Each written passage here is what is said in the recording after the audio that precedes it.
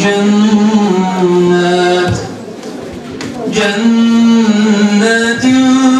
تجري من تحتها الأنهار يحلون فيها من أساور من ذهب ولؤلؤا ولباسهم فيها حرير وهدوا إلى الطيب من القول وهدوا إلى صراط الحميد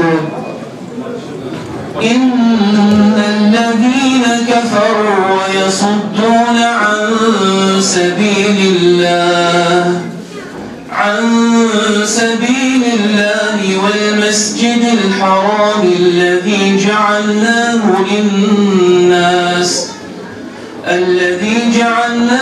للناس سواء العاكف فيه والباد ومن يرد فيه بإلحاد بظلم نذقه من عذاب أليم صدق الله العظيم.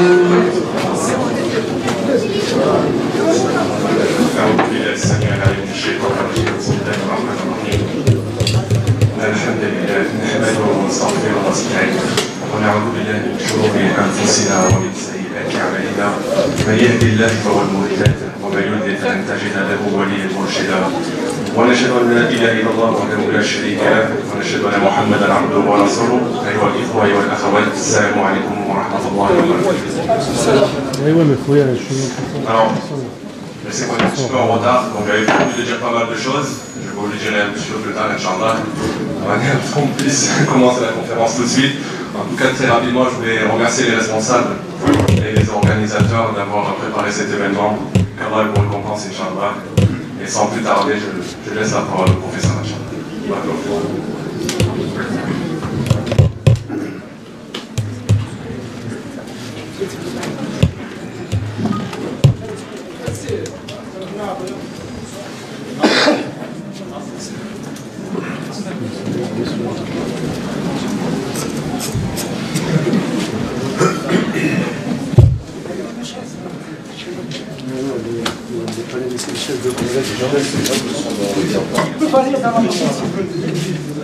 Les femmes aussi. Il y a un écran aussi pour les femmes.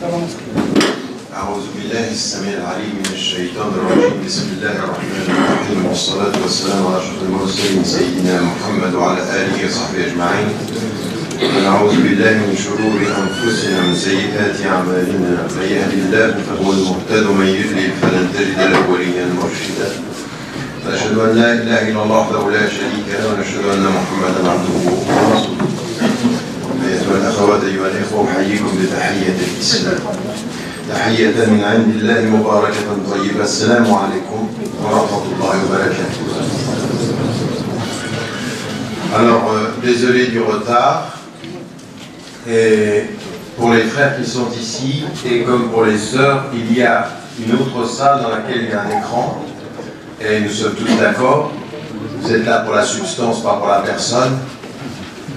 Donc vous pouvez aller dans l'autre salle, vous avez l'écran, vous entendez mieux que la dehors. C'est un conseil que je vous donne. C'est pas bon de finir. Mais c'est mieux. J'aimerais vraiment et du fond du cœur remercier les organisatrices, les organisateurs de cette rencontre. En discutant à la suite de mon arrivée, on m'a rappelé que je n'étais pas venu à Nîmes depuis 7 ans. C'est la 7e année. Il fut un temps où je venais à Nîmes tous les mois. Les temps ont changé et j'ai vieilli. Et donc en l'occurrence, c'est un très très grand plaisir pour moi de revenir dans un lieu que je connais, puisque je suis venu ici dans ce lieu comme dans la mosquée au moment où elle était en construction il y a bien des années. Alhamdulillah. Donc un grand merci.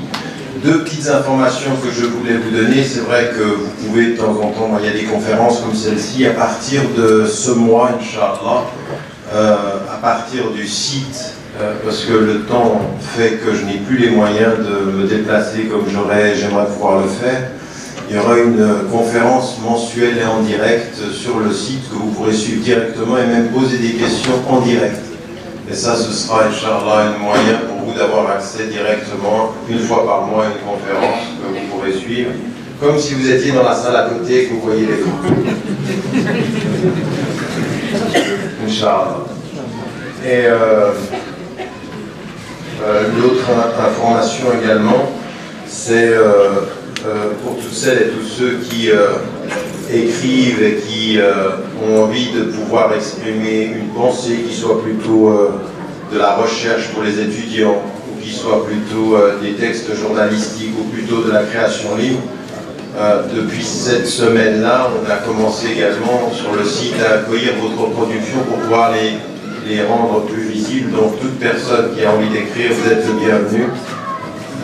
On ne discutera pas votre opinion, on jugera juste de la qualité de l'écrit, de l'écriture, sans discuter de la substance qui vous est, qui est de votre responsabilité. Moi, je viens ici, j'aimerais aussi dédier cette conférence à des gens que je rencontre sur la route, comme là tout à l'heure, je rencontre une jeune sœur, Nadia, qui se promène et qui suit des conférences. Et souvent, vous me remerciez pour la qualité des conférences, pour le fait que je continue après toutes ces années à faire ce travail-là, mais vous ne vous rendez pas compte, vous, comme par exemple quand je rencontre quelqu'un qui me dit ben, « je vous suis comme ceci », vous ne vous rendez pas compte de l'énergie que vous apportez aussi, et de cela, j'aimerais très sincèrement vous remercier fraternellement, non simplement d'être là, mais d'essayer aussi de faire en sorte que ce message nous partagions dans notre quotidien. Les organisateurs ont choisi comme thème la réflexion autour de vivre un islam engagé. Notre référence islamique est l'engagement.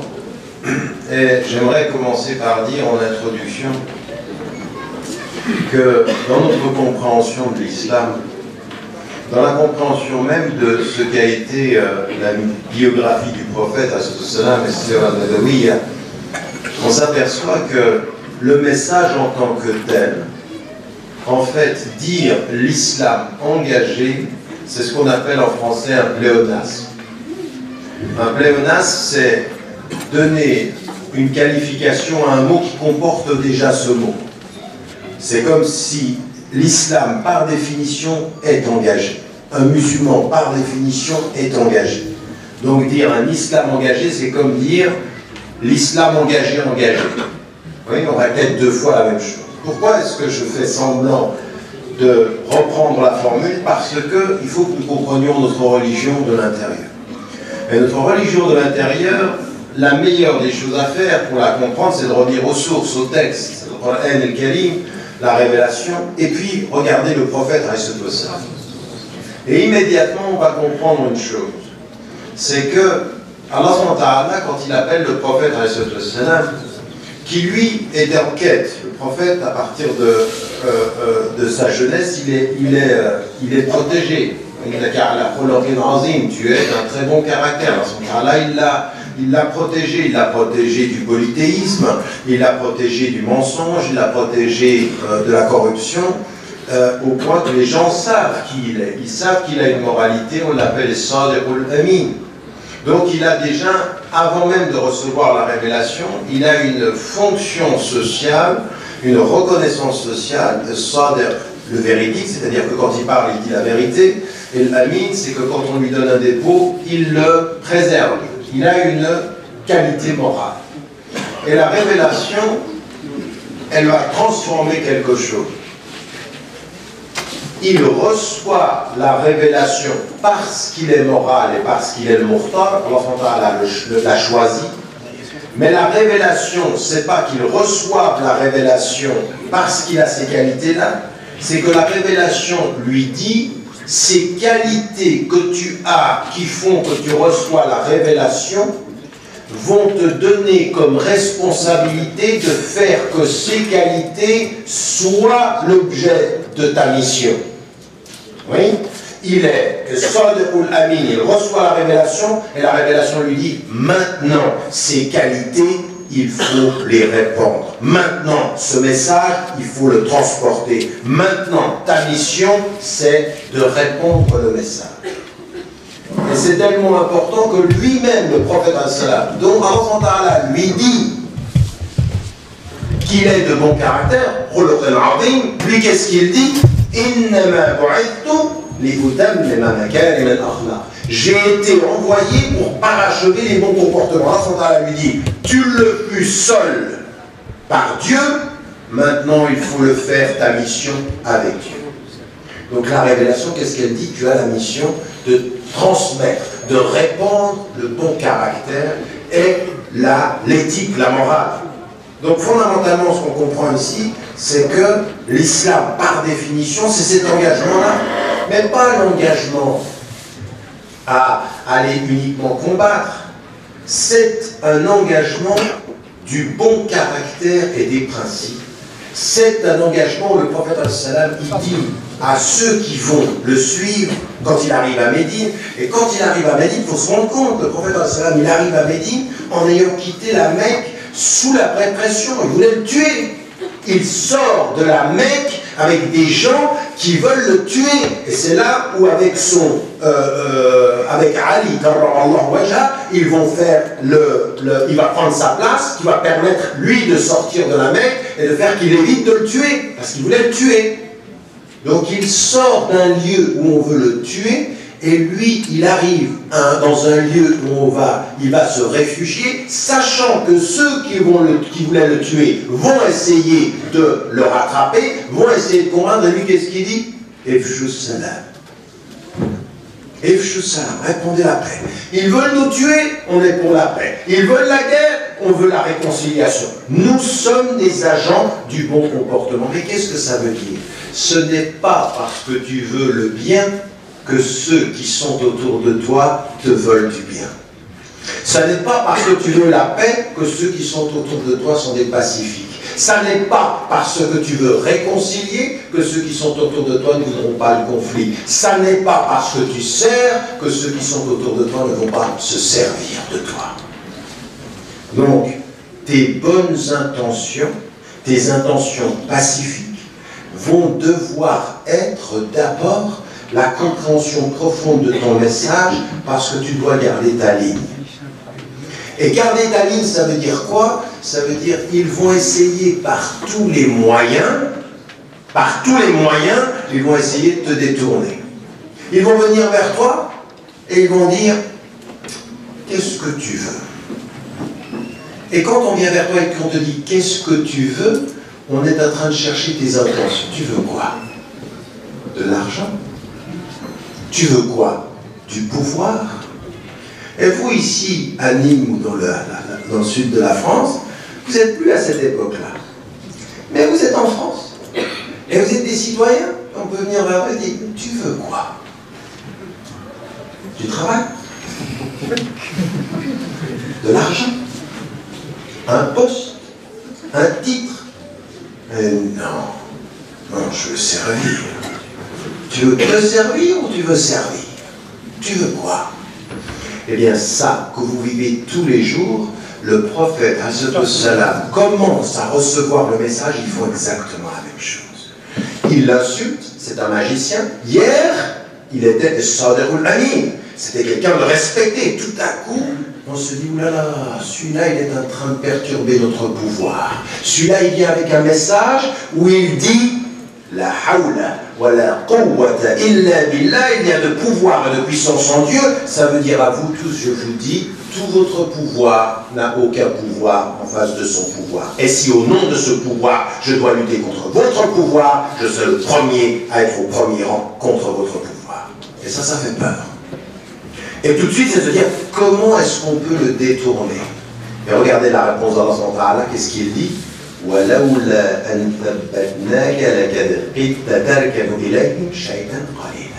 Si nous ne t'avions pas affermi, tu aurais été influencé, tenté par ce qu'il voulait de toi. Et c'est ça, la clé, le secret de l'islam engagé. Qu'est-ce qui a fait que le prophète, il était dans les thabat? C'est-à-dire, qu'est-ce que tu veux? Qu'est-ce que tu dis? Je suis ferme sur les principes. Donc quand on dit l'islam engagé, qu'est-ce que c'est? L'islam engagé, ça n'est pas comment tu changes le monde, c'est comment tu fais en sorte que le monde ne te change pas quand tes intentions sont bonnes. Oui, quand tu dis La ilaha illallah, il dit maintenant vous n'allez pas pouvoir me faire partir de ma ligne. Ma ligne c'est al-rushd, al-huda, al-sabil. Et c'est ça qui est dit. Le djihad fi sabilillah, c'est pas simplement cette histoire de guerre. Non, non, non, non. Et le djihad fi sabilillah, c'est les efforts qui me font garder la ligne. Et nous, on le traduit mal. Le djihad fi sabilillah, par certains qui comprennent mal le terme, ils se disent c'est la guerre. Non. Le djihad fi sabilillah, c'est garder dans l'effort la ligne de son enseignement. C'est ça que ça veut dire. Et parfois, ça sera de lutter contre moi. Et parfois, ce sera de lutter contre ceux qui me veulent du mal. Et parfois, ce sera de résister à ceux qui veulent me tuer. Mais le premier ennemi de ma ligne devant Allah, c'est moi-même. C'est pour ça qu'on parle de djihad al-nafs. Et Allah, c'est ça qu'il va le dire au prophète al-Salam. Il dit, si nous ne t'avions pas affermi. Ça veut dire quoi?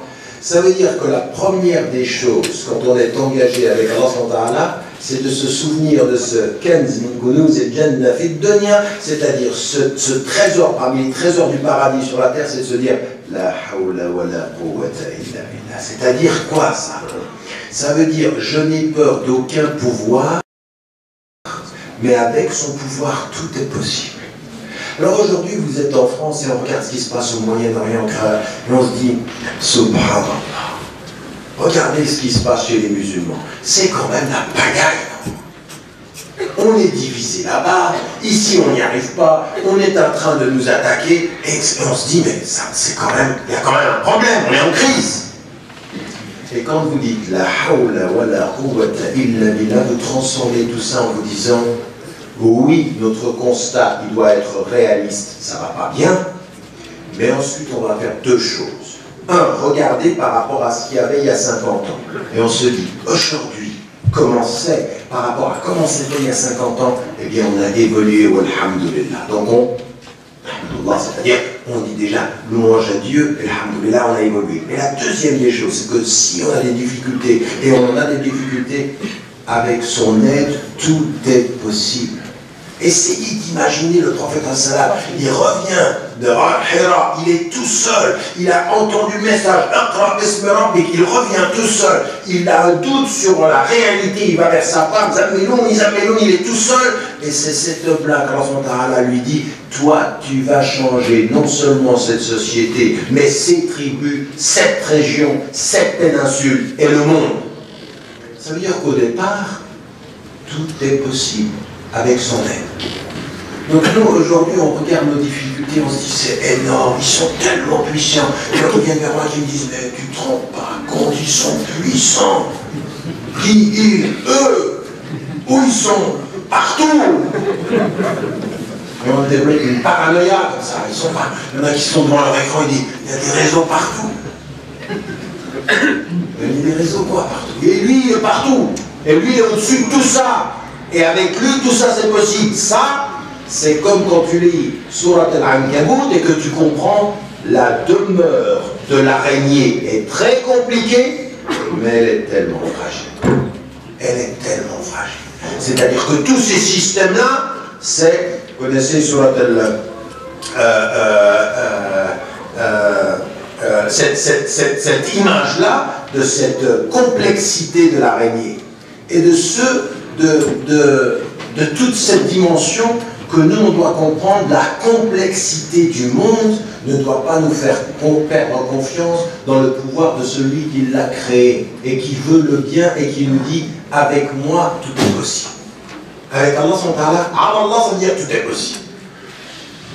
Et quand on dit « ala barakatillah », ça veut dire si sa bonté, si sa miséricorde, si sa bénédiction est avec nous, mais tu peux penser ce que tu veux, mais tout est possible.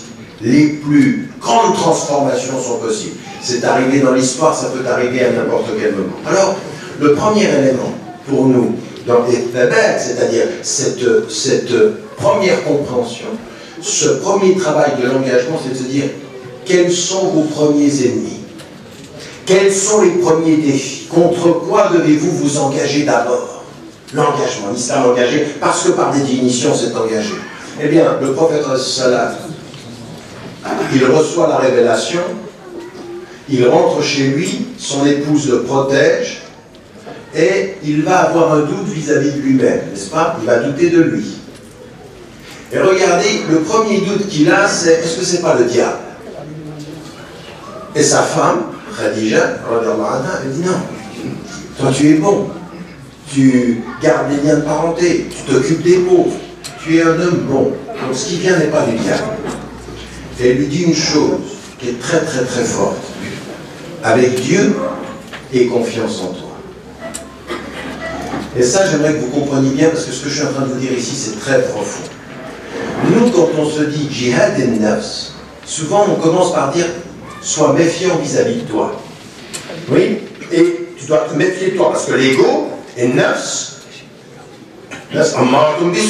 c'est-à-dire elle te pousse à quoi? À faire le mal.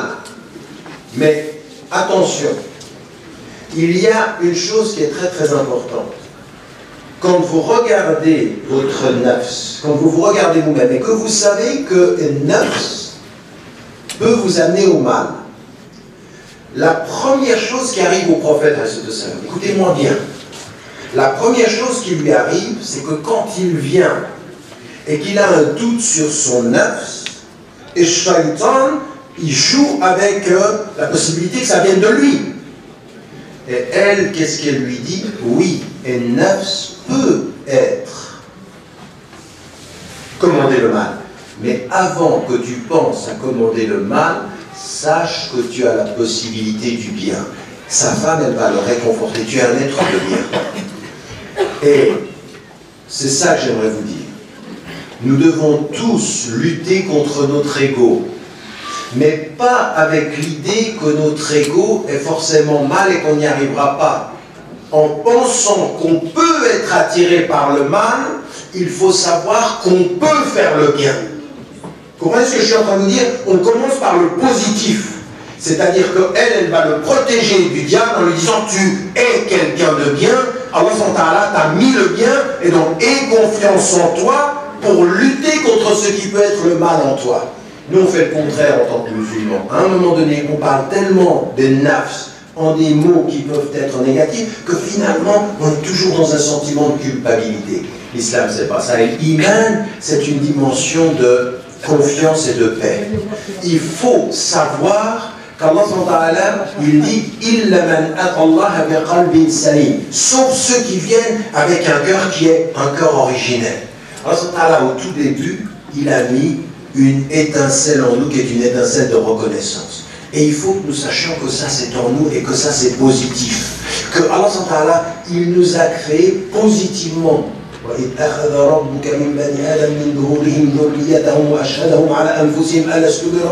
Cet moment-là, il est quand Dieu a tiré des reins d'Adam toute sa descendance et les a fait témoigner. Est-ce que je ne suis pas? Il y a en nous quelque chose qui est un appel de Dieu.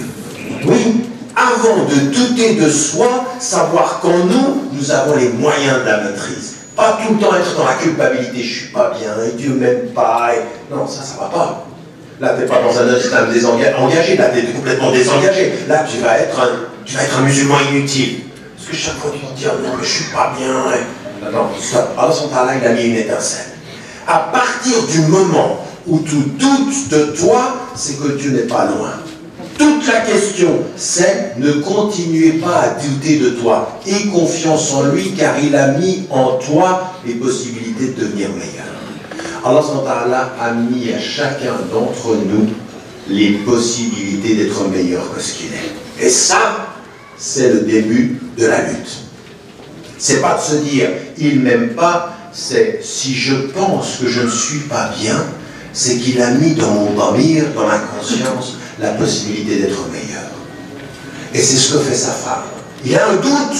Elle dit, faut pas que tu doutes que tu es quelqu'un de bien. Voilà qui tu es. Et là, elle le prend par le bien, et elle le ramène dans la confiance. Mais s'il était tombé, il avait suivi Shaitan, il l'aurait mis dans la méfiance. Non. Il faut se méfier de soi en ayant confiance en soi. Vous avez compris ce que je suis en train de dire? Il faut se méfier de soi en ayant confiance en soi par lui. Pas tout seul. Par lui. Lui, il nous dit, tu peux. Si et seulement si, tu reviens à lui. Et Allah, c'est ça. J'ai les moyens avec lui d'être plus fort que moi. Mais seul avec moi, moi est plus fort que moi. Et je vais lui perdre. Ça veut dire que chacun et chacune ici dans cette salle, on comprend que le début de l'engagement, il est par rapport à nous. Dans une dimension extrêmement positive. C'est le qalb salim, c'est-à-dire le cœur essentiellement avec Allah, il faut y revenir. Et en se disant, à tout moment, j'ai les moyens d'être meilleur. J'ai les moyens de la lumière. J'ai les moyens d'entendre Ya ayyatuhan nafsul mutma'inna. Je peux l'entendre. Ça veut dire, ô toi l'âme apaisée, trouver la paix intérieure. Donc, qui d'entre vous ici, dans son engagement par rapport à soi-même, qui continue à entretenir le doute, j'y arrive pas, je suis pas un non-musulman, a mal commencé la route. Il faut toujours savoir que Dieu a mis pour nous tous les moyens de la paix intérieure si nous commençons avec lui et nous lui faisons confiance. Il n'a jamais voulu pour quelqu'un qui avait la conscience le fait de sa perte, mais le fait de l'effort pour son succès et son salut. Toujours. Donc, Allah, c'est le premier engagement.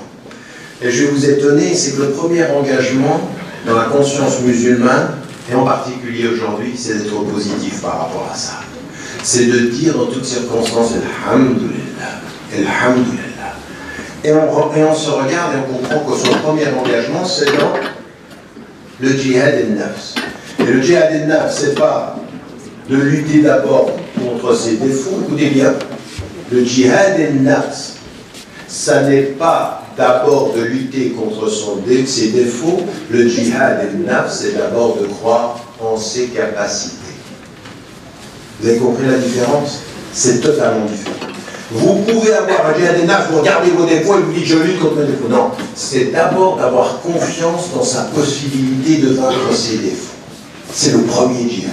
Avec beaucoup d'humilité, mais pour avoir cette puissance-là, c'est de s'en remettre à lui. Avec lui, j'ai les moyens de me battre et de gagner la lutte contre mon ego.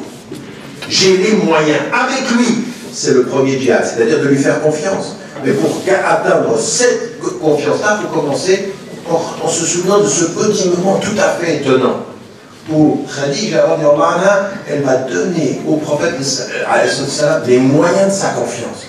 Elle lui dit non mais t'es quelqu'un de bien. Donc il a les moyens de la confiance et avec ceci il peut commencer le chemin.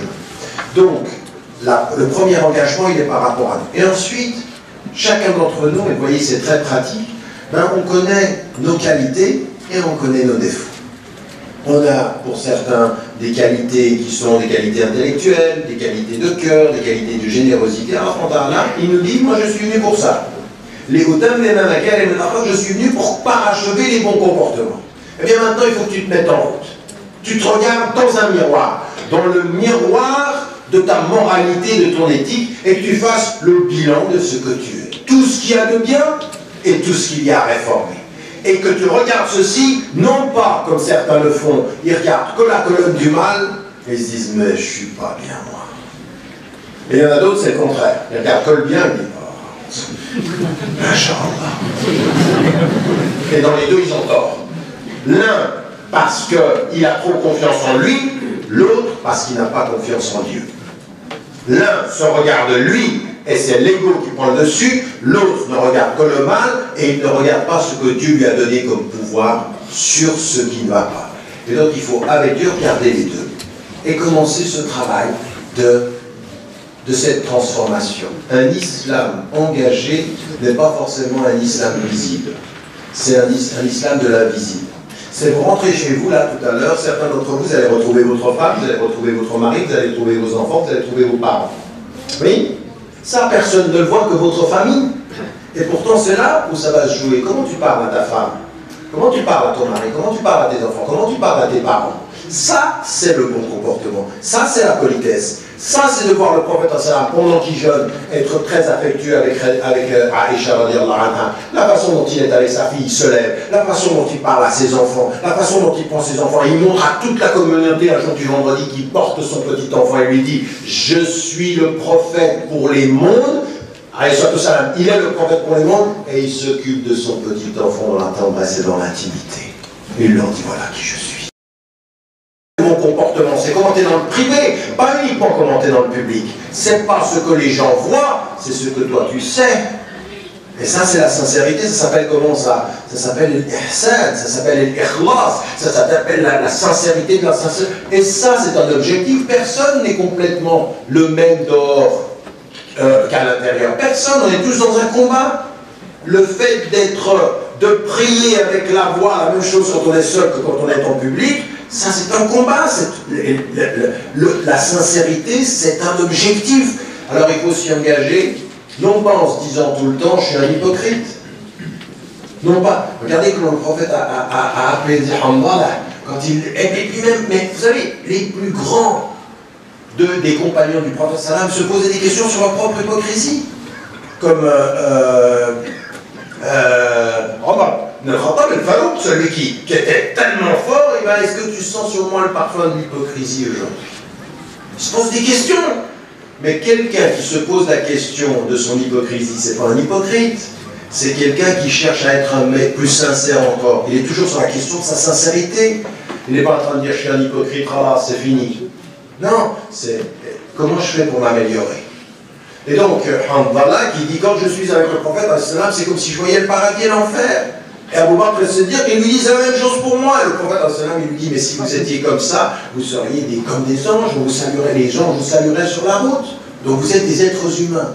Il faut admettre qu'un jour vous êtes dans la lumière et que parfois vous êtes dans l'ombre. Toute la question est de savoir comment vous êtes dans l'ombre. Vous êtes dans l'ombre en cherchant la lumière, vous êtes dans l'ombre, vous êtes content d'être dans l'ombre, puisque personne ne vous y voit. Oui? Toute la question est de savoir comment vous vivez avec cette part d'ombre qu'il y a en nous. Tous ici on l'a, on a tous une part d'ombre. La question est de savoir, tu l'entretiens, tu t'y caches, tu t'y plais parce que personne ne la voit, ou est-ce que tu te regardes dans le miroir de ton amélioration et savoir qu'avec lui tout est possible. Tu peux changer les ténèbres en lumière avec lui. Pourquoi? Parce qu'il iman nour, c'est de la lumière. Et que lui, il est nour. Et que nour ala nour, c'est plus de lumière. Donc, cette lutte-là, ce premier engagement, il est par rapport à nous. Chacun d'entre nous, dans la confiance, c'est possible. On se dit, alhamdoulilah, c'est possible. Je fais des erreurs, je mens, je trahis, j'ai triché, j'ai un passé qui n'est pas forcément beau. Et alors, ce moment-là, il peut changer le passé le plus sombre, il peut le transformer en avenir le plus beau.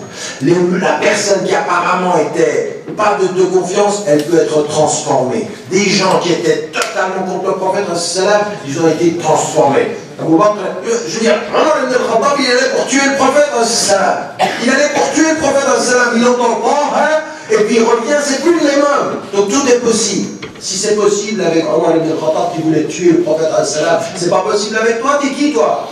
T'es qui toi? T'es pire que lui ou t'es meilleur que lui? Il était quelqu'un qui voulait tuer le messager d'Allah, il est devenu le compagnon le plus solide. Et qui disait, il y a la vérité, il y a l'erreur. Si avec un homme comme lui c'est possible, avec un homme comme toi, une femme comme toi, c'est possible.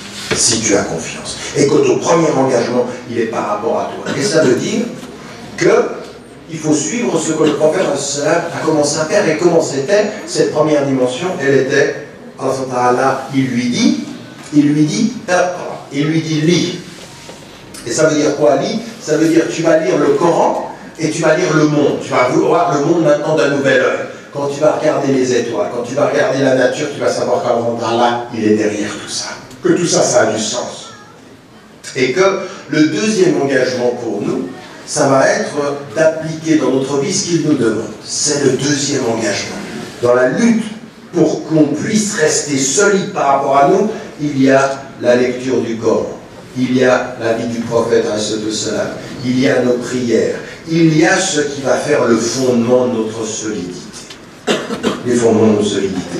Si vous voulez être dans la foi, il y en a certains qui disent, moi, je prie que le vendredi, 1 fois par semaine, ou je fais le jeûne du Ramadan. Écoutez, c'est pas possible de rester solide dans ce combat par rapport à son ego si on n'a pas compris qu'Allah il nous a donné une feuille de route. Et il nous a dit les 5 prières par jour, c'est nécessaire. Parce que c'est comme ça que vous luttez, c'est comme ça que vous vous rappelez. La lecture du Coran journalière, c'est nécessaire. Parce que c'est comme ça que vous communiquez avec Allah. Lire le Coran, c'est pas lire un livre. Lire le Coran, c'est lui parler et l'entendre. C'est lui parler et l'entendre. Je viens avec lui avec tous mes soucis, je lui parle par ma lecture, il me répond par sa lecture. J'ouvre un dialogue. Alors certains payent un psychologue pour entendre des choses. À ce moment-là, il vous parle par le texte en disant « Parle-moi, viens à moi, ce texte-là est le moyen de ma communication. » Donc on parle à Allah. Et puis ensuite, il y a la prière, il y a la zakat, comment on travaille avec son argent. Et tout ceci est lié à une discipline. En fait, le premier engagement, c'est de ne pas oublier sa discipline personnelle, avec soi-même. Et ça, après, cet engagement-là, il va être dans le bien, lutter contre son ego à soi-même. Et commencer à regarder ce que Allah nous dit. Si vous aimez Dieu, suivez le prophète Hassan. Et comment il était le prophète? Qu'est-ce qui est venu avec le prophète Hassan tout de suite? Il reçoit la révélation. Allah il dit regarde le monde différemment, mais il y a une chose qu'il lui dit tout de suite. Tout de suite. Si tu veux te rapprocher du Créateur des hommes, serve-les. Et dans le hadith qui est rapporté de Al-Haqq, il dit et sans problème repousser un tout petit peu et décaler la prière de Salat al-Isha. C'est ce qu'on va faire pour plusieurs raisons. Pas parce qu'il n'y a absolument aucun problème à le faire islamiquement. La deuxième raison, c'est que si maintenant on arrêtait la conférence, que vous alliez faire la prière, pas y revenir, ça va être extrêmement difficile de pouvoir la faire dans l'ordre. Donc ce qu'on vous propose, c'est qu'on continue là maintenant. Et puis on a les questions qui associent à Salat al-Isha. D'accord? Il n'y a pas de problème, pas de contre-indication. Je vous ai ramené. Et que personne ne sorte de l'islam, mais ça commence à devenir un peu compliqué avec cette communauté. On a des frères comme ceci, sur une seule opinion, ils nous sortent de l'islam et tout ce qu'on fait là maintenant est complètement islamique. Donc je continue.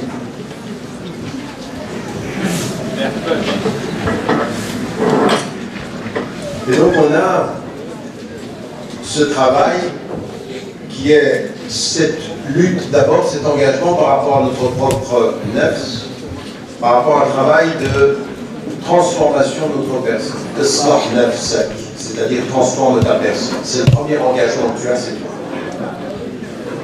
Et le premier engagement que tu as, c'est de comprendre ce qu'Allah te demande dans la prière, dans Allah s'il a mis la prière, la zakat, tous ces moyens. Ce sont des rituels, mais ils sont des moyens.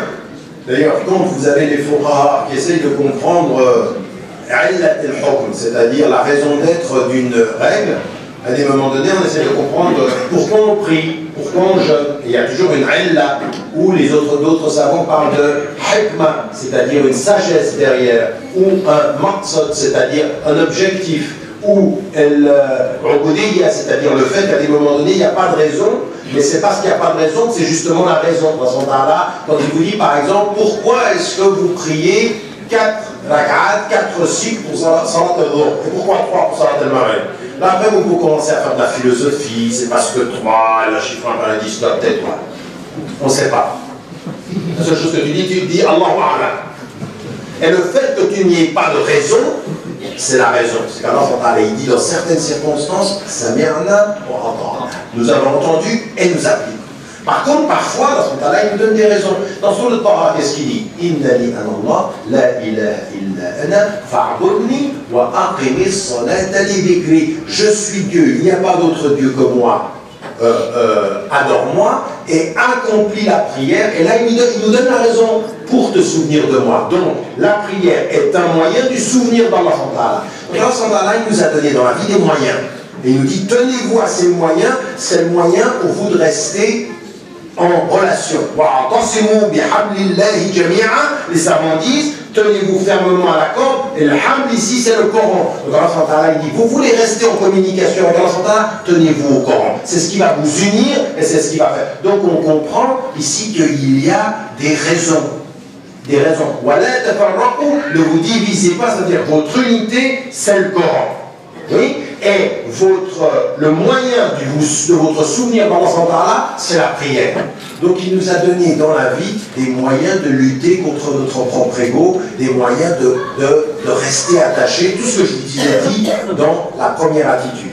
Ayez confiance en lui, il vous a donné les moyens de votre réforme, et les moyens de votre réforme, c'est la confiance en lui, plus le Coran, la vie du prophète, la prière, le jeûne, la zakat, et tous ces piliers-là qu'on doit faire. Ajoutez à cela, il dit attention, comme il a été dit avec le prophète, ce qui va vous permettre de devenir des gens qui restent dans la ligne, c'est que vous allez devoir appliquer le bon comportement.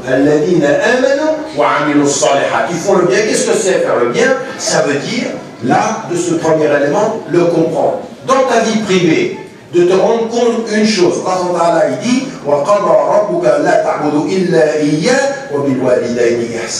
Dieu vous a dit et vous a enjoint de n'adorer que lui et que vous soyez bon par rapport à vos parents. Alors il n'y a personne qui vous voit. Vous êtes seul à la maison avec vos parents qui sont peut-être vivants, votre maman ou votre papa, ou quelqu'un est décédé, votre père ou votre mère qui a pu partir, ou ils sont vivants ou ils sont morts. Allah vous dit le bon comportement devant Dieu, qui est votre premier engagement, sers tes parents. Respecte-les et aime-les. Quels qu'ils soient, même s'ils ne sont pas dans l'islam et que toi tu t'es converti, comme c'est arrivé avec Asma, la fille d'Abou Bakr, le prophète dit sers tes parents, serre-les dans cette vie et montre-leur que si toi tu as changé de religion et que eux ils ne sont pas musulmans, l'islam a fait de toi un meilleur enfant plutôt que de devenir un nouveau juge de tes parents. Montre-leur que l'islam t'a rendu enfant de noblesse et de dignité. C'est ça la vraie réponse qu'on doit donner à nos frères et nos sœurs qui sont venus à l'islam. Tu t'es converti à l'islam, montre à tes parents ce que l'islam a fait de toi plutôt que de devenir le juge de leur enfer. Tu n'as pas à juger de leur enfer. Parce que si toi tu es devenu musulman et que tu les as déjà mis en enfer, il se pourrait que parce que tu les as déjà mis en enfer, tu ne leur aies pas donné la possibilité de leur paradis. Parce que tu as été un juge avant d'être un servant. Tu n'as pas été un juge avant d'être leur enfant. Le meilleur des comptes. Vous comprenez ce que je suis en train de dire? Ici, on a une attitude, attention, vos parents. Et bien entendu, on peut avoir des problèmes, on peut avoir des désaccords. Il n'y a pas d'obéissance à une créature, en désobéissance au créateur. Parfois c'est difficile avec les parents, parfois c'est difficile avec les enfants. Mais tout ça, c'est très très important. Notre premier engagement dans l'intimité de la famille. Et surtout vous qui vivez aujourd'hui, nous tous qui vivons l'époque moderne, qu'est-ce qu'il y a de plus difficile aujourd'hui que de rester avec Dieu et de servir ses parents, de maintenir la famille? Qu'est-ce qu'il y a de plus difficile? C'est un djihad, la famille, aujourd'hui. De maintenir la famille, la communication avec sa femme, la communication avec son mari, la communication avec les enfants, la communication avec les parents. Bon, c'est un djihad. Alors, vous voulez changer la France, changez vos demeures. Vous voulez faire qu'à l'école, ça aille mieux, ça se passe à la maison. Au lieu d'aller dans toutes les écoles et dire ben, les écoles qui nous font ici en France, ça ne va pas, le système scolaire ne va pas. C'est vrai que le système scolaire en France, il vit des crises. Mais je peux vous dire une chose, les crises dans les demeures et à la maison sont parfois plus profondes que les crises scolaires. Parce que le père, il n'est pas là, parce que la mère, elle n'y arrive pas, parce que les enfants n'écoutent pas, parce qu'on n'a pas compris que le premier engagement, c'est fais attention à ta famille. Fais attention à tes parents. Fais attention à tes enfants. Le jour, hier on parlait, j'étais dans une mosquée avant-hier à Paris, et je leur expliquais que sur Ibrahim, que l'histoire d'Ibrahim alayhi salam, quand il parle à son fils et qu'il va le sacrifier, en fait son fils il accepte pourquoi? Quand il lui dit, quand le père il dit à son fils, regarde ce que je dois faire, j'ai vu dans mon rêve que j'allais te sacrifier. Et lui dit, qu'est-ce que tu en penses? Et le fils, il répond à son père, le fils dit à son père, fais ce qui t'a été commandé. Comment le fils dit à son père, tue-moi? Ça vient d'où qu'il dise à son père, tue-moi? Ça vient des années d'éducation que son père lui a donné pour qu'il comprenne ce que c'était le sens de la foi. En fait, on ne comprend la force de la foi du fils que quand on a compris l'éducation qu'il a donnée à son fils. En fait, il ne va pas le tuer. Mais le fils a tellement compris la mission du père dans la foi, il a tellement intégré par l'éducation qu'il dit à son père dans la confiance, fais ce que tu dois faire. Donc ça, c'est une histoire d'éducation. Et l'un des engagements que nous avons, c'est d'abord de nous occuper de notre nafs, dans la confiance, et ensuite de nous occuper de notre famille dans la responsabilité. Et c'est là qu'on voit que le prophète, vous savez, dans sa sira, on connaît Razouet Badr, Radouet Uhud, et tout ça, on peut le dire par cœur. Mais le petit détail de la gentillesse qu'il dit à sa femme, le petit détail où il va s'asseoir au chevet de sa fille, quand elle lui demande un serviteur, et quelqu'un qui puisse l'aider, et qui lui va lui dire, dis après chaque prière, Alhamdulillah, Allahu Akbar, Subhanallah, dis ça c'est les meilleures choses que je puisse te donner. Quand il pense ses enfants, les détails de cet homme qui était un homme de la famille. Un homme de la famille. Ça, il faut insister là-dessus, parce que ça, c'est l'engagement premier. L'islam engagé, il est là. Alors, à chacun d'entre nous, il faut qu'on se pose la question. L'islam, le véritable islam, et l'akhlaq, c'est-à-dire l'éthique, c'est comment tu parles à ta femme. Mais comment tu parles à ta femme? Comment tu parles à ton mari? D'abord, est-ce que tu lui parles? C'est une bonne question. Ah oui, ça c'est une bonne question. Il y en a, ils rentrent à la maison, ils ne parlent pas. Ils allument la télévision, ils regardent, ils ne se parlent pas. Ou alors ils communiquent à coup d'autorité. Le père, il vient. Qu'est-ce que vous avez fait, qu'est-ce que vous n'avez pas fait? Et il y a l'autorité qui vient sanctionner. Et la maman, parfois, elle joue le jeu. Si tu fais pas ça, je vais me dire à papa. Et papa, il arrive, encore une fois, c'est Zoro dans la maison. Mais c'est pas ça l'islam. Le prophète n'était pas comme ça. C'était pas l'autorité qui vient dire non, c'est l'autorité qui accompagne. Un père, c'est pas quelqu'un qui dit non. Un père, c'est quelqu'un qui accompagne, qui marche avec son enfant. Et la maman, c'est la même chose. Nous devons être des compagnons. Et ça, c'est un des grands défis de notre époque. Le plus grand problème de la communauté musulmane, c'est comment on fait passer notre religion, comment on transmet les valeurs. Et c'est pas un coup de halal, haram, c'est le sens. Pourquoi tu fais ça? Comment tu sers? Je veux dire, quand vous êtes à la maison, vous venez de manger. Vous venez de manger. Mais tout le monde doit se lever. Tout le monde doit se lever. Le papa, il se lève. Les enfants, le garçon, la fille, lève-toi, range. Bon, il y en a... J'ai travaillé toute la journée. Tu rentres. Il y a même des garçons qui ne vont pas travailler toute la journée, mais ils sont comme le papa. Tu rentres. Qui les filles? Bon, vous m'amenez un hadith où il est dit les filles rangent, les garçons regardent. Qui est le hadith? Pourquoi pour certains hadiths, vous avez besoin de hadith, et pour d'autres, c'est comme ça. Ça m'arrange. Eh bien, ça, c'est un islam engagé. C'est que dans la famille, on est tout. Mais parce que, pourquoi je dis ça? Parce que le prophète, il était dans tout ce qui était le ménage, à l'exception d'une chose qui le faisait arrêter, c'est l'appel à la prière. C'est-à-dire, il était dans le service de sa famille, et la seule chose qui l'arrêtait, c'est l'appel à la prière. Nous, c'est le contraire. On n'est pas dans le service de la famille, et la seule chose qui nous arrête, c'est le match à la télévision, c'est les journaux, c'est... Non, ça ne va pas. On ne peut pas faire de notre islam un islam où on prend que ce qui nous arrange. Donc, le premier cercle, c'est cet engagement familial, cet engagement intérieur. Et pourquoi ça c'est important? Parce que c'est ce qui vous donne de la force. C'est là où vous avez votre force spirituelle, c'est à l'intérieur, avec votre femme, avec votre mari, avec vos enfants, avec vos parents. C'est ça qui donne de la force. C'est ça, c'est là où se crée cet univers de confiance. La famille, ça doit être un espace de confiance. Et pour ça, il faut communiquer. Je vais vous dire une chose, n'importe lequel d'entre vous qui vit dans une famille, que vous ayez votre famille autour de vous, il doit y avoir des moments où vous mangez ensemble sans qu'il y ait de télévision, de radio ou autre chose que de manger ensemble. Une famille, ça mange ensemble. La femme, le mari, les enfants, on mange ensemble. Tu veux faire quoi? Tu as ton téléphone portable, tu me ranges ça. La télévision, tu l'éteins. On mange ensemble. On mange ensemble, c'est-à-dire on partage un repas et on dit Bismillah et on partage des invocations et à la fin on les dit ensemble. Un moment de famille, pas uniquement pendant le ramadan. Le ramadan c'est le mois pour faire tous les 11 mois qui suivent comme ça, pas comme nous on le fait parfois. Il y a des familles, c'est chacun mange quand il arrive. Il y en a, ils ne mangent jamais ensemble. On n'a pas de moment ensemble.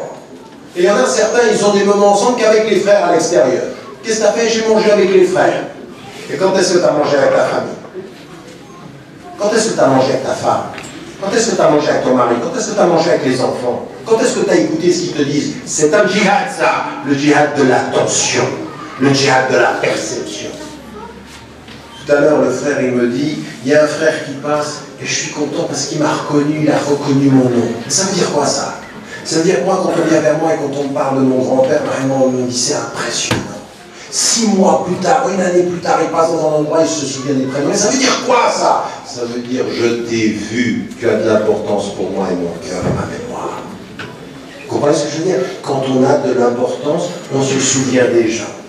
Eh bien, il y a des gens qui ont ceci, et bien dans notre famille, quand tu as un enfant, à un moment donné, même ma fille, elle me dit, moi des fois j'arrive fatiguée de conférences et tout aussi, elle rigole avec moi, elle me le dit une fois. Comme des fois, elle me sent que je ne suis pas attentif, elle me le dit 2 fois. Puis après, elle me regarde. Du style, t'écoutes ou... Du style, t'écoutes, parce que des fois, non, parce que des fois, on a l'intention. Elle me donne des leçons. Si tu respectes ta fille, tu l'écoutes, tu mets ton cœur dans tes yeux dans tes oreilles pour son cœur à elle. Parce que c'est comme ça que tu respectes ta fille. Ta fille, tu la respectes quand tu l'écoutes. C'est pas quand tu lui dis, tu sais, je t'aime, fais ça. Attends, je suis ton papa, hein. Ça, nous, c'est comme ça, je t'aime, je suis ton papa. On dit même pas je t'aime maintenant. Je suis ton papa, c'est-à-dire je t'aime, t'as pas compris? C'est pas comme ça. En fait, le salam, c'était autre chose. Donc, ça, c'est un deuxième espace. Le troisième espace, et je vais en arriver, mon donner ici, d'accord? Inch'Allah. Le deuxième espace, il est autre chose. Souvenez-vous, le prophète, il vient avec un message de paix, il va avoir une opposition. Et vous, aujourd'hui, vous pouvez bien sortir ici vers vos concitoyens français, vous dites, nous, on ne veut pas la guerre, on veut la paix. Il y en a quand même qui ne vont pas vous faire confiance. Parce qu'à vue d'œil, on peut difficilement vous faire confiance. Je plaisante, d'accord? Au moins, il y a quelque chose qui nous vient du Sud, qui est le sens de l'humour. Parfois, on le perd. On est tellement crispé que parfois... on est un peu même paranoïaque. Pourquoi il recule? Il faut garder ça. C'est notre force, ça. La générosité et le sens de l'humour. Gardez ceci. Ça, vous savez, il y a toujours dans les relations internationales ce qu'on appelle des zones tampons, des zones qui permettent que le choc ne soit pas frontal. Il y a 2 choses. La générosité, ça enlève beaucoup de conflits. Et le sens de l'humour, ça apaise beaucoup de... les choses avec... on peut sourire. D'accord, il y a des sourires halal. C'est pas ce que je suis en train d'essayer de vous dire ici, c'est que le prophète sallam, il est venu avec ce message-là de paix. Et alors, il lui dit ne leur obéis pas dans ce qu'ils veulent t'imposer. Ça fait partie du sabbat, ce que je disais. Donc, tu n'avais pas à faire. Et là, dans cette façon d'être fait, c'est attention, n'obéis pas aux négateurs de Dieu. Et résiste à leur attaque au moyen de bihi, jihad al-kabira, d'un grand jihad. Et là, les commentateurs, qu'est-ce qu'ils disent? N'obéis pas, ne te laisse pas imposer par ceux qui nient Dieu et utilise le Coran comme la référence pour ta résistance à leur imposition. Et en fait, quand vous comprenez, vous savez que dans les premiers temps, les gens, quand ils venaient vers le prophète, souvent, qu'est-ce qu'ils faisaient? Ils répondent en citant le Coran. Mais ça veut dire quoi? Ça veut dire que le Coran, c'est ton arme de résistance. Ce n'est pas une arme avec laquelle tu tues, c'est une arme que tu dois comprendre parce que c'est une arme avec laquelle tu éveilles l'intelligence de ton interlocuteur. En fait, l'islam engagé, l'engagement, après l'engagement du cœur par rapport à toi, l'engagement de l'éthique par rapport à ta famille, c'est l'engagement de l'intelligence par rapport au monde. Comprends le Coran et engage-toi avec ta tête. Comprends. Et le fahm, disait Omar ibn al-Khattab, il faut comprendre.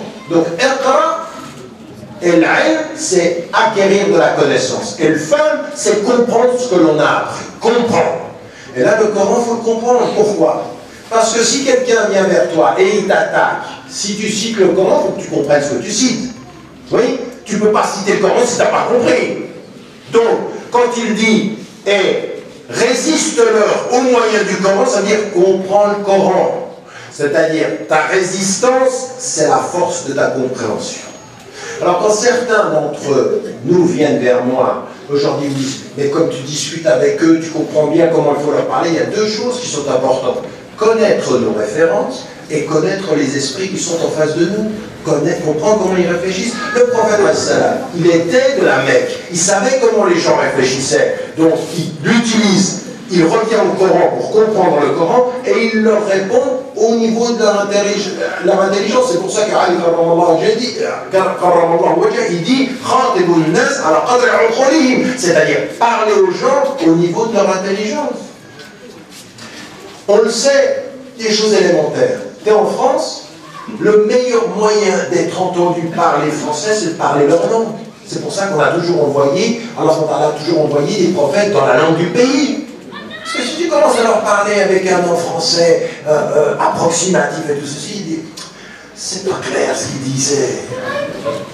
D'accord? Donc, les premières générations qui sont venues, c'est normal, elles sont venues avec la langue du pays d'origine, mais les deuxième, troisième, quatrième générations, maintenant vous avez intérêt à parler français. Parce que vous parlez à des gens qui vous parlent en français, qui veulent comprendre en français. Je ne commence pas avec un langage approximatif, on ne sait pas ce que tu racontes.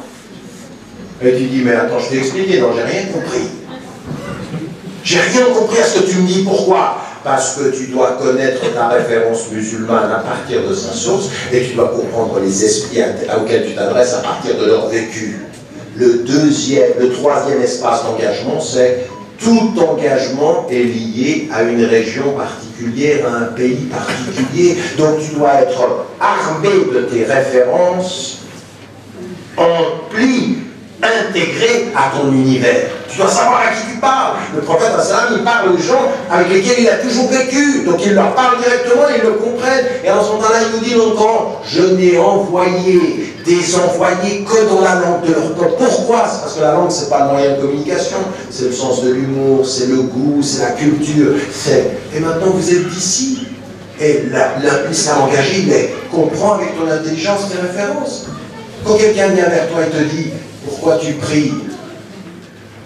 Tu vas pas lui dire, je prie parce que j'obéis à Dieu et que l'islam c'est la soumission, je pose pas de questions. Quelqu'un il t'écoute, il dit, non mais tu réfléchis pas. Dit comme ça, on a l'impression que tu as un esprit vide. Mais c'est pas ça la réalité. Alors Allah nous a pas envoyé la prière pour qu'on dise des choses. Non, la prière, ça a une dimension de purification du corps, de la discipline. Quand vous commencez à expliquer de l'intérieur pour vous-même, vous pouvez l'expliquer aux gens.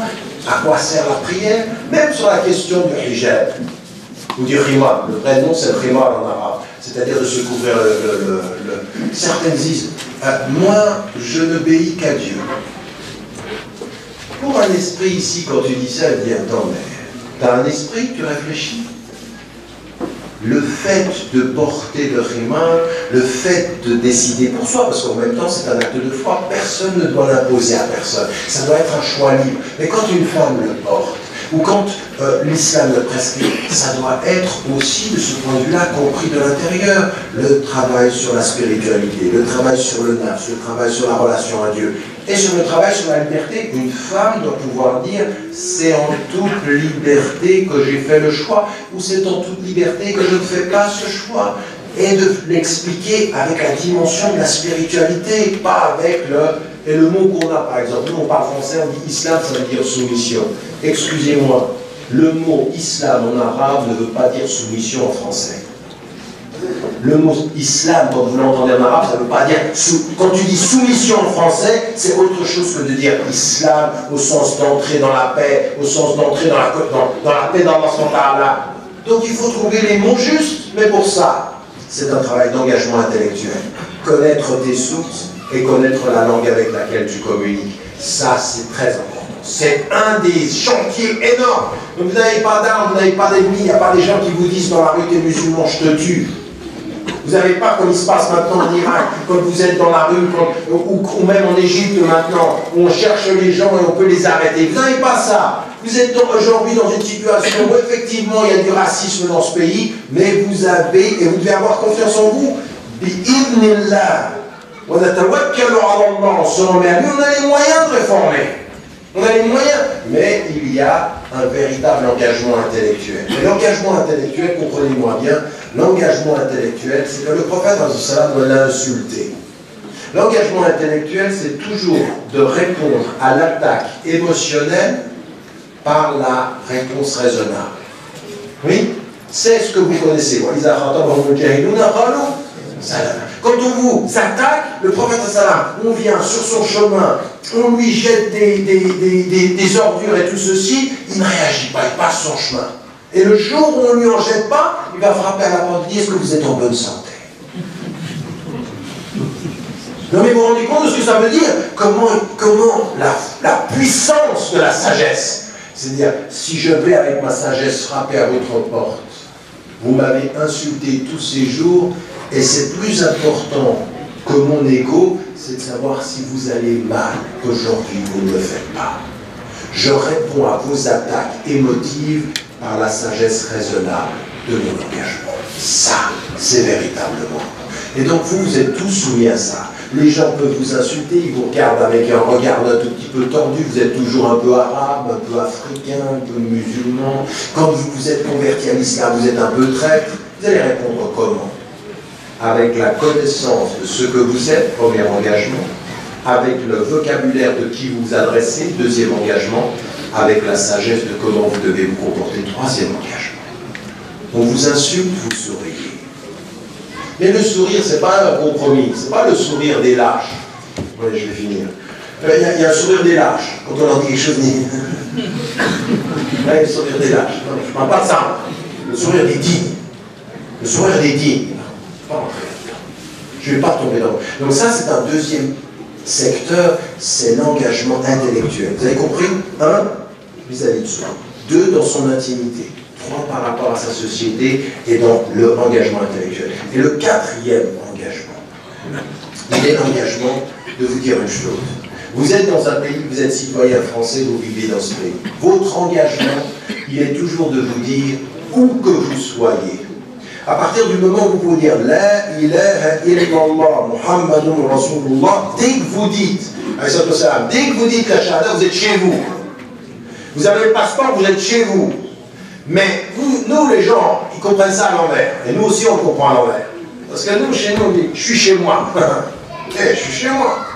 Je commence pas à m'énerver, je suis chez moi. Et ça ne vous dit pas t'es chez toi et puis tu commences à la jouer, je suis chez moi. Si tu es chez toi, ça veut dire que tu as la responsabilité de rendre ce chez toi meilleur demain qu'il est aujourd'hui. Dire je suis chez moi, c'est une affirmation de responsabilité en islam. Pourquoi? Parce que l'islam te dit change le monde pour le meilleur. C'est-à-dire de ceux qui changent. Donc quand tu dis je suis français, c'est pas que tu vas vers les gens et tu lui montres le passeport et tu dis je suis français. C'est pas, il n'y a pas Zidane qui est français, moi aussi je suis français. C'est pas ça. Quand on est français, quand on est porté par le message de l'islam et qu'on a un passeport, on comprend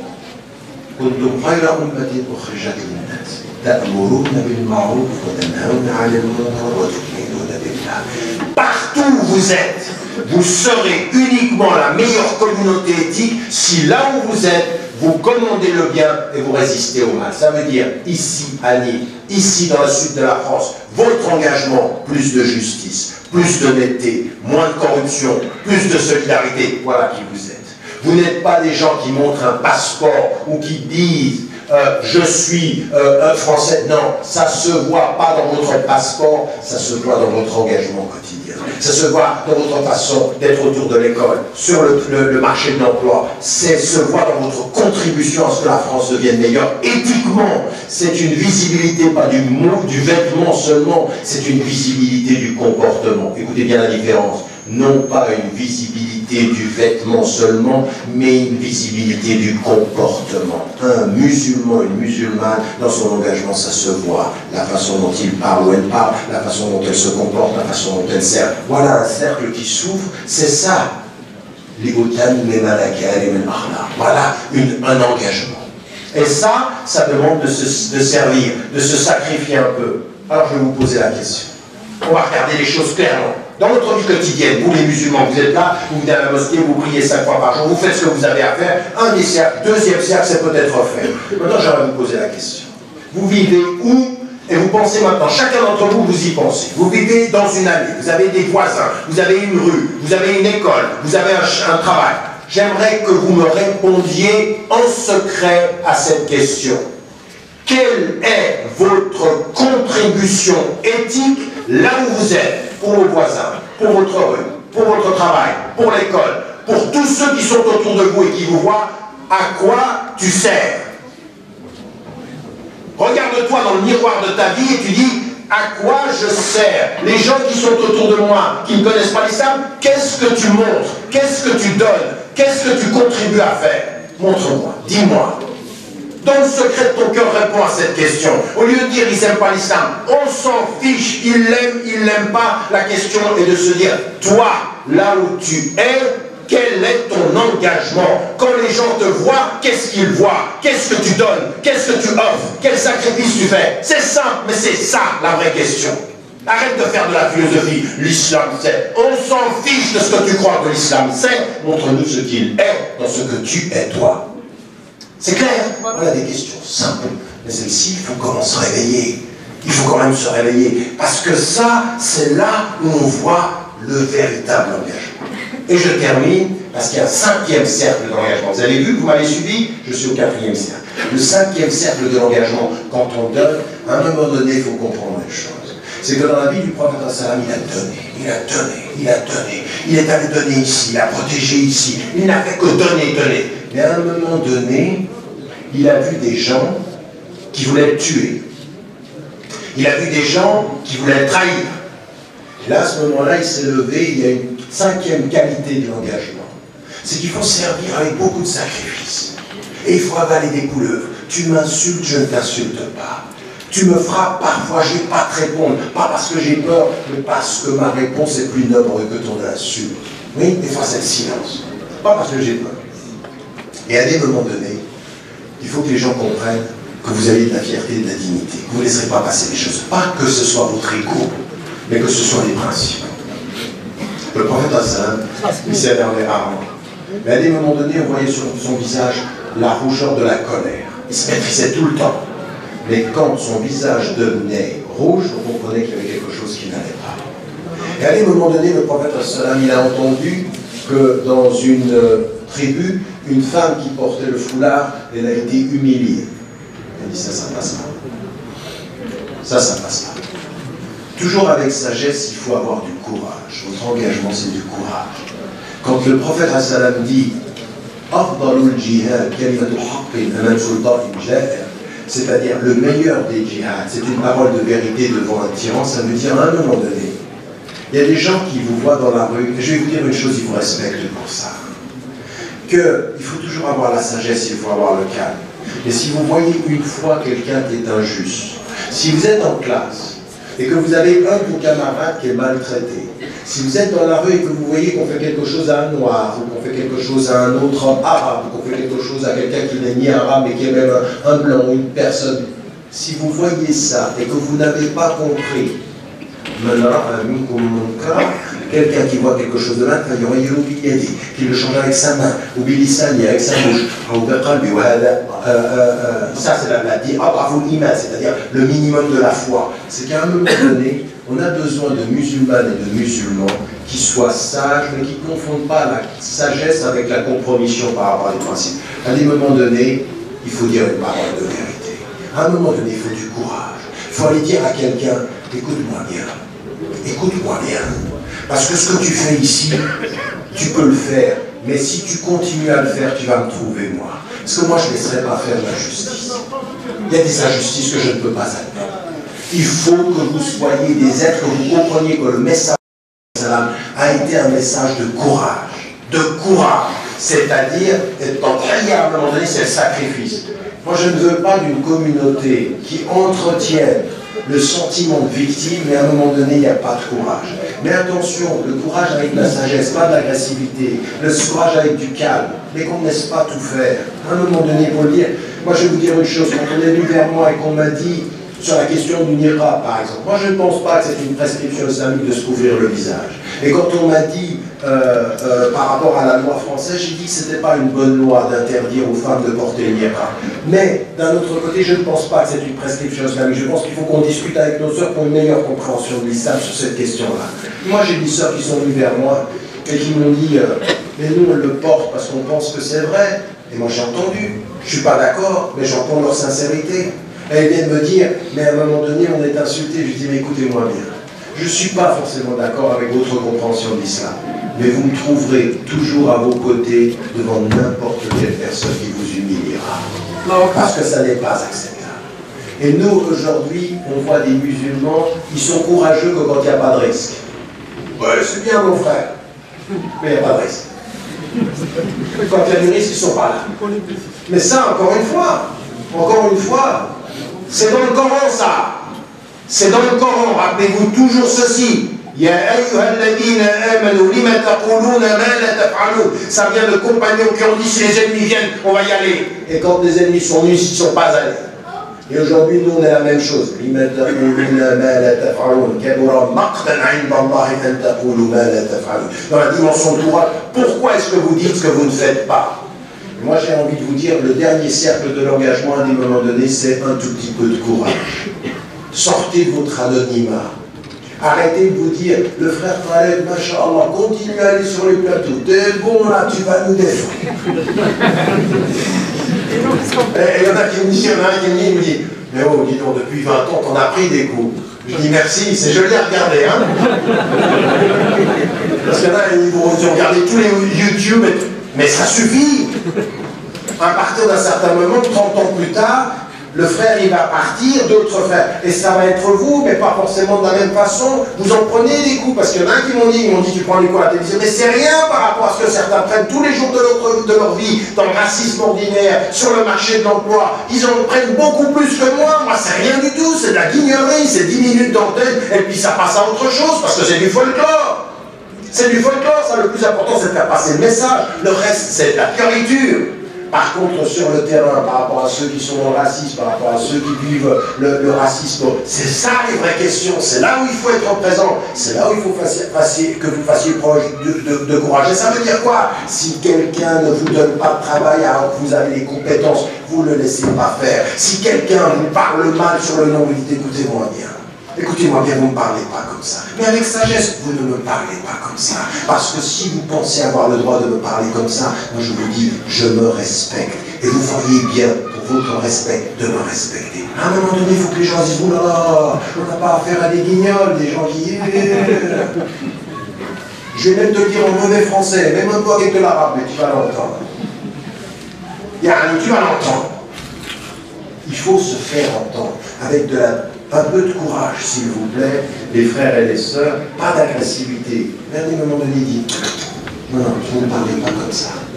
Moi, à un moment donné, j'entre dans la poste vers Genève, la dame, elle me frappe la porte en pensant. J'allais recevoir la porte, elle me l'a fermée, elle n'a pas voulu la tenir. Elle me dit, madame, ce que vous venez de faire là, je l'ai vu, mais vous ne faites pas ces choses-là. Pas parce que c'est moi, mais parce que vous êtes indigne, fou, de faire une chose pareille. Bonne journée, madame. Et vous partez. Si elle est bête, elle ne comprend rien.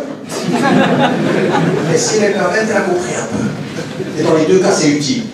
La première, c'est qu'avec calme, vous lui avez donné une vérité. Et la deuxième, c'est peut-être avec calme, vous lui avez donné une leçon. On est entre la leçon et la vérité. 5e cercle, ce courage-là, Inch'Allah, et que Dieu nous aide. Assalamu alaikum wa rahmatullah. Ça fait 20 minutes qu'il m'a dit 2 minutes. C'est que je ne veux absolument pas d'applaudissements après les interventions. Pour 2 raisons. D'abord parce que, bon, c'est pas parce que c'est interdit. Je veux dire, même dans le cadre de l'islam, on peut utiliser le mode culturel d'une communauté. Il n'y a rien de haram à applaudir. Mais moi, je dis souvent aux gens, j'aimerais que vous écoutiez une conférence comme vous lisez un livre. Et quand vous lisez un livre et qu'il y a une bonne idée, vous n'arrêtez pas d'être c'est pour ça. Ou alors vous n'êtes pas normal. Si vous voyez votre enfant qui frappe frappe en lisant un livre, vous pouvez commencer à faire de la psychologie élémentaire. Mais qu'est-ce que vous faites quand vous voyez une bonne idée que vous lisez? Vous arrêtez et vous y réfléchissez.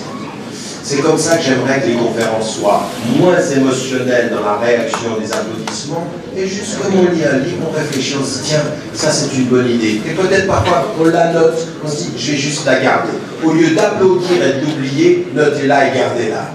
Au lieu d'applaudir et de l'oublier, notez-la et gardez-la. Et même à la fin, Inch'Allah, pour l'avenir, quand vous entendrez d'autres conférences, faites-moi plaisir, n'applaudissez pas. C'est très mauvais d'ailleurs pour l'ego du conférencier.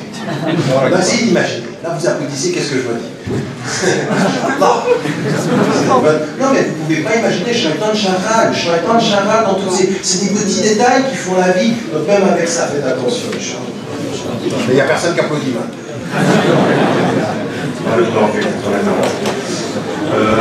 Donc nous allons tout de suite passer aux questions-réponses, Inch'Allah. Donc si vous avez des questions, vous pouvez les noter si vous avez de quoi noter. On va en prendre quelques-unes avec le micro, Inch'Allah. Je voulais juste préciser deux choses très rapidement que je n'ai pas eu le temps de vous préciser avant de commencer la conférence. Mais là, s'il vous plaît. Les frères et les sœurs. La première chose, c'est que avec les organisateurs, on a pris la décision de faire de cette conférence une entrée libre. Pour la seule et unique raison, c'est qu'on voulait faire profiter un maximum de personnes. Donc, l'appel a été entendu. Cela dit, la conférence est un coût. Donc, c'est les frais d'hébergement, etc. Donc, pour cela, on va demander à toutes celles et ceux qui le veulent de participer. Il y a une caisse, Inch'Allah, que Majid brandit. Vous mordez la main. C'est une grande caisse. Deux caisses, voilà. Donc, si vous voulez participer, Inch'Allah, ça nous aiderait beaucoup, Inch'Allah. Deuxième chose, très rapidement, c'est une petite information. On a créé une petite liste de mails via un Google Group avec des frères, ainsi qu'une page Facebook musulman de Nîmes pour informer un maximum de personnes sur ce qui touche la communauté de Claude de Loin, que ce soit au niveau local, national ou international. Donc, il y a deux problèmes que nous avons. Parce que on a un problème dans la gestion de la différence d'opinion. Oui. Alors on le sait, entre les savants, il y a toujours eu des divergences d'opinion. En général, ils se sont respectés. Aujourd'hui, c'est encore plus difficile avec ce qui se passe entre les chiites et les sunnites. Il y a des gens qui parlent très mal, mais en général, on se respecte. On a un problème dans la communauté. Toi, tu as une opinion religieuse, toi, tu as une opinion religieuse. On n'arrive pas à gérer la diversité. C'est-à-dire adab et l'irtilab, c'est-à-dire l'éthique de la divergence d'opinion. Et pour pouvoir avoir cette éthique de la divergence d'opinion, il faut que nous réconcilions notre éducation musulmane avec deux choses. La première des choses, regardez, je vous lisais le verset tout à l'heure, où Allah nous dit aux musulmans, tenez-vous à la corde de Dieu et ne vous divisez pas. Et la corde, comme l'ont compris les savants et nous fassirons, il dit c'est le Coran. Et vous savez que le Coran, parce que c'est un texte, va admettre plusieurs interprétations. Donc Allah ne nous dit pas votre unité, il est dans l'uniformité. Votre unité, c'est un texte qui accepte la diversité d'approche. Et tant qu'on ne rend pas quelque chose halal haram ou quelque chose haram halal, on accepte la différence d'approche. Raison pour laquelle il y a eu jusqu'à 30 écoles juridiques entre les chiites et les sunnites. Pourquoi 30 écoles juridiques? Parce que le même texte a été lu différemment par les savants qui n'étaient pas d'accord sur les éléments secondaires. Ils étaient d'accord sur l'essentiel, les 5 prières, tout ça on ne discute pas. Mais ensuite, la façon de prier, les mains, la façon de dire, est-ce qu'on dit la shahad, est-ce qu'on dit la fatiha ou pas? Tout ça, il y a plusieurs opinions. Donc, on doit admettre une diversité. Et ça veut dire qu'en fait, il faut regarder le monde en acceptant qu'il y ait une différence de point de vue, qu'il y ait une complexité dans l'objet que nous observons. Et ça veut dire qu'en tant que musulman, un musulman ordinaire doit pouvoir exprimer son point de vue, doit pouvoir exprimer. Alors attention, son point de vue à la mesure de ses connaissances. C'est-à-dire que si vous n'avez pas, par exemple, pour pouvoir donner un élément de prescription islamique, c'est-à-dire une prescription, une règle parmi les règles de l'islam. Pour pouvoir dire ça, il faut quand même avoir une connaissance, il faut avoir les ayat al-ahkam, ahadith al-ahkam, il faut avoir le bagage, on ne peut pas commencer à dire bon moi j'ai lu le Coran, non. Mais à partir du moment où on a la connaissance, eh ben, de l'objet dont on parle, on doit pouvoir exprimer un point de vue. Et là, chez les musulmans, on pense que l'islam, c'est deux choses, soit on a raison, soit on a tort. Or que le prophète a dit, sur celui qui pratique l'ijtihad, le savant, quand il a raison, il a deux récompenses, et quand il a tort, il en a une. Ce qui veut dire qu'en fait, on admet même ce qu'on loue, c'est l'effort, mais on admet qu'on peut se tromper, même si on a la connaissance. Et donc il y a un droit à l'erreur en islam. Il y a un droit à l'erreur à partir du moment où il y a la sincérité de l'effort. Écoutez bien ce que je viens de dire. À partir du moment où il y a la sincérité de l'effort intellectuel, il y a droit à l'erreur. Et nous, en tant que musulmans, c'est el-haq. Non, el-haq, c'est Allah. Ensuite, nous, on essaie de faire de notre mieux. Il faut qu'on admette en islam que toi, ou n'importe lequel d'entre les gens, on puisse exprimer une opinion. Une opinion par rapport à l'islam, quand on est compétent, ou une opinion par rapport au monde, une opinion philosophique, une opinion sociale, une opinion politique. Et ça, on doit pouvoir le faire. Deuxième chose qui est très importante et qui manque à notre réflexion, c'est que un frère disait une chose, un frère turc hier disait une chose qui m'a beaucoup impressionné, et je la garderai parce qu'elle est très vraie. Il dit, en fait, le fait que dans notre communauté, on enseigne peu la culture, on enseigne peu l'art. On enseigne peu. Et le prophète, lui, il faisait très très attention au goût. Il faisait attention au goût des Mécois. Il va pour un mariage et il dit, est-ce que vous avez envoyé les deux chanteuses parce que les Ansar, ils aiment le chant. Il fait attention au goût des Ansar. C'est quoi le goût? Le goût, c'est que vous voyez quelque chose et que vous vous sentiez bien, vous trouvez que c'est beau, vous trouvez que c'est que... Mais ça veut dire quoi ça? Ça veut dire que quand vous voyez quelque chose et vous trouvez que c'est beau, vous faites confiance à votre fort intérieur, vous donnez de la valeur à votre sentiment. Ce n'est pas l'attitude que nous on a, qui est de dire haram. On est d'abord assiégé par le haram. Et Allah il te demande qu'est-ce qui leur est permis. Dis, ce qui vous est permis, c'est tout ce qui est le beau. En fait, Allah nous met dans une position où ce qui d'abord est la subjectivité est bon d'abord. Pour que tu viennes me dire que ceci n'est pas beau ou que ceci est haram, il faut que tu viennes avec une prescription. Mais au départ, et notre problème en tant que musulmans, c'est qu'on a réduit la complexité de l'objet et qu'on ne fait plus confiance au sentiment du sujet. Le sentiment du sujet, c'est-à-dire nous, les êtres humains. Et parce qu'on n'enseigne pas suffisamment.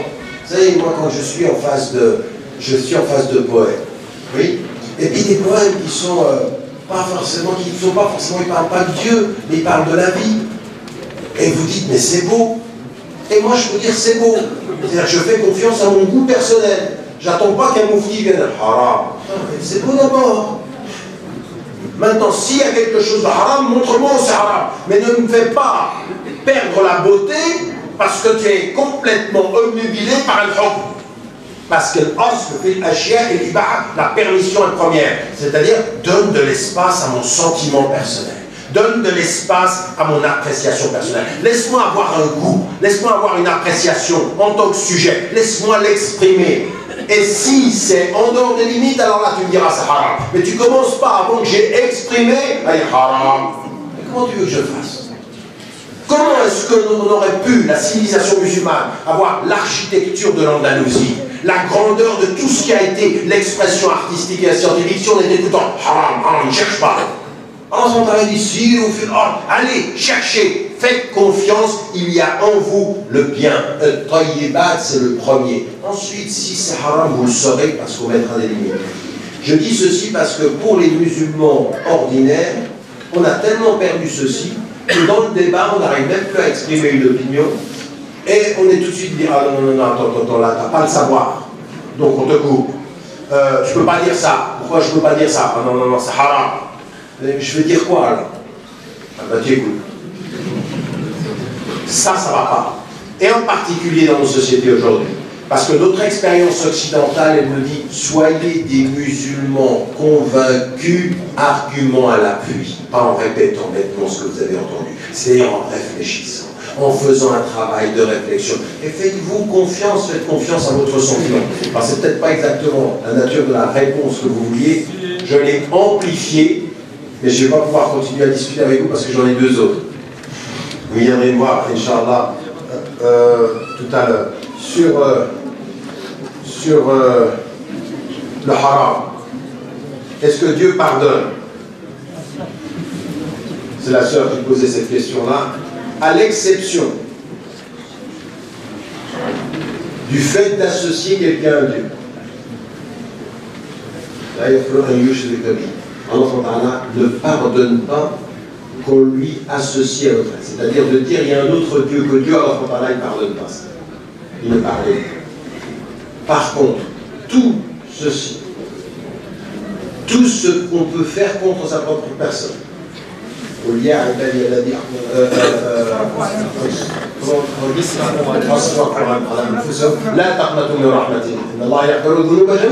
c'est-à-dire là vous avez le début de verset dit ceux qui ont agi contre eux-mêmes, ne désespérez pas du pardon. Ça veut dire qu'Allah il pardonne tout. Et vous connaissez l'histoire, quelqu'un qui a tué 99 personnes, il va vers un cheikh et il lui dit est-ce que je serai pardonné? Lui il dit non, il le tue. Donc il en a tué 100. Et pourtant, il est sur la route du pardon et il sera plus près de la ville du pardon que de la ville du mal et il sera pardonné parce que l'intention était de chercher.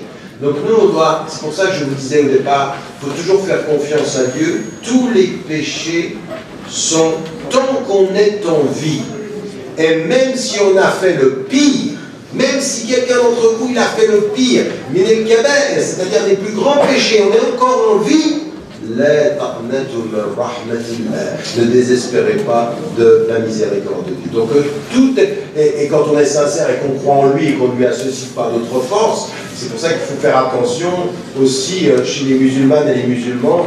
Faites quand même arrêter maintenant aussi avec ces espèces de superstitions. Parce que nous, vous savez, il y a du chef dans la superstition. Bien sûr qu'il y a des djinns, bien sûr qu'il y a... Tout ça, ça existe, mais là, à un moment donné, on dit, oh, on se calme. Parce qu'il y en a qui, dès qu'il y a un problème, il faut que je fasse une ruqya. Dès qu'il y a un problème, où il est le djinn. On est devenus des superstitieux. Et là, évidemment, ça, il faut faire attention. Quand on commence à mettre trop de pouvoir dans la superstition, là, on est dans le shirk. Et le shirk, c'est le fait d'associer une autre puissance à Dieu. Donc là, il faut qu'on soit extrêmement clair. Donc à votre question, oui, Dieu pardonne les péchés à l'exception de celui de lui associer une autre puissance. Smahli, je peux te poser une question. En fait, c'est par exemple quelqu'un qui te fait du sihr. Ah, c'était ça, c'était ça.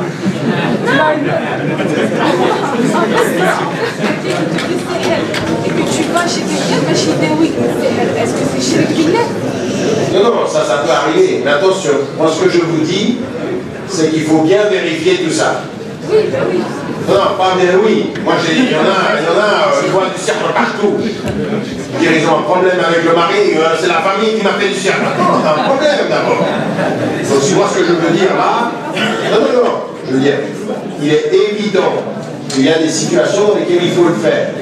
Mais il faut étudier les faits, être sûr de ce que l'on fait, pour ne pas tomber tout de suite dans ces perceptions qu'il y a de la magie ou du cirque. C'est tout ce que je voulais dire. Ça existe, mais vérification avant. Dernière question.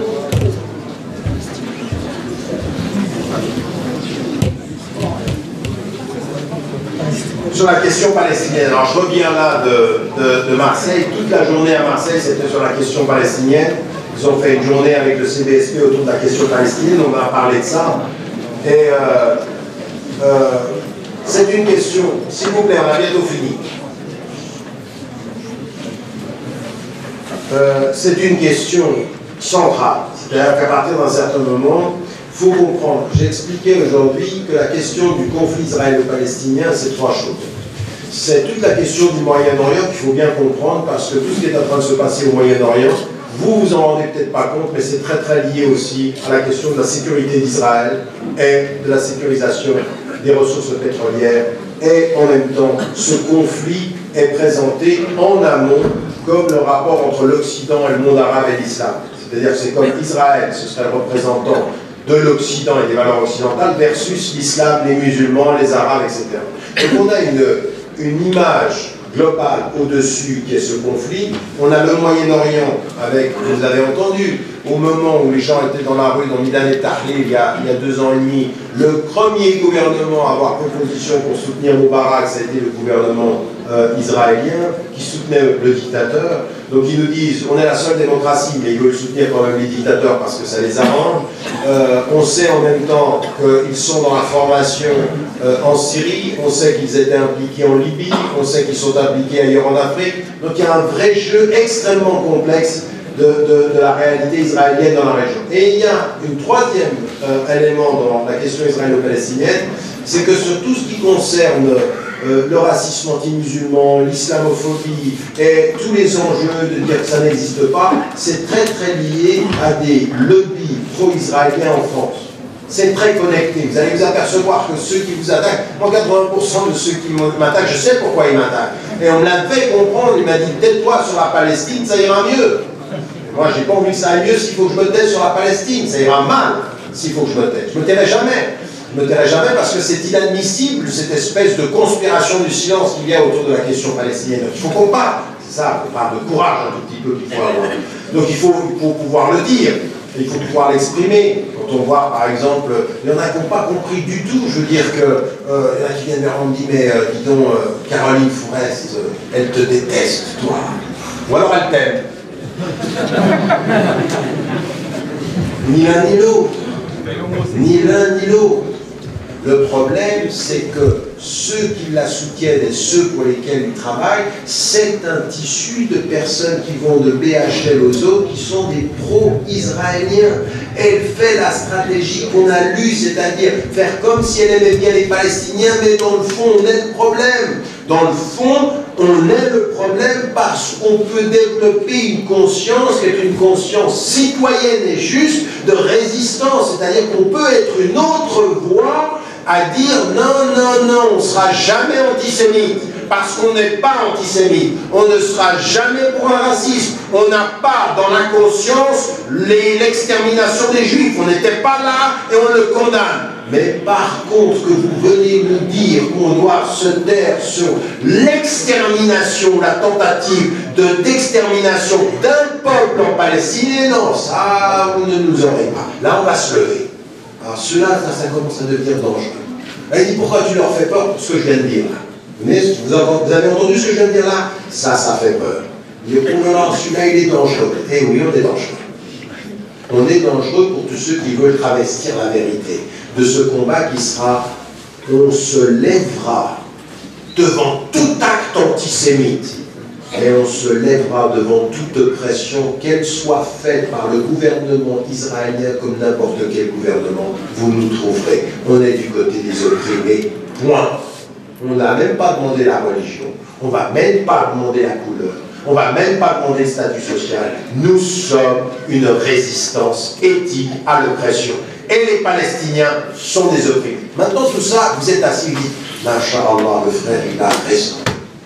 Et bien que, dans notre combat, on ne comprend pas que le vrai combat aujourd'hui, il passe aussi à un moment donné de dire, mais attention, tu consommes quoi? Tu manges quoi? Tu bois quoi? Il y en a certains, même, ils sont allés pendant le mois du Ramadan à couper le jeûne. Bismillah! Et la date, elle a été faite, elle a été produite par Israël. Bismillah, tu manges une date sur le sang de ceux qui sont opprimés? Eh bien, vous devez